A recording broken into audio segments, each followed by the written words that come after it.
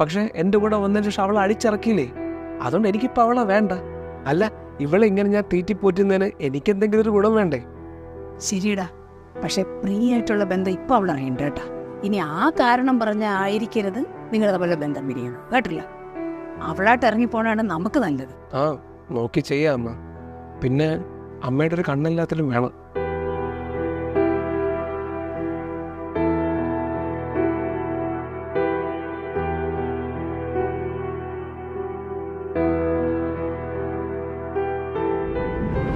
അമ്മ, ദീപുവിൻ്റെ കാര്യത്തിൽ എനിക്ക് ഒരു മാറ്റവും ഇല്ല മോളെ. അവൻ നിനക്ക് ശരിയാവൂല. ശരിയാവോ ഇല്ലെന്നൊക്കെ എനിക്കറിയാം. എനിക്ക് ദീപുവിനെ മതി. അവൻ എന്നെ നന്നായിട്ട് നോക്കും, നിങ്ങളിത് നോക്കുന്നേക്കാളും നന്നായിട്ട്. ഞാൻ എന്തായാലും അവൻ്റെ ഇറങ്ങിപ്പോവും നിങ്ങൾ സമ്മതിച്ചില്ലെങ്കിൽ.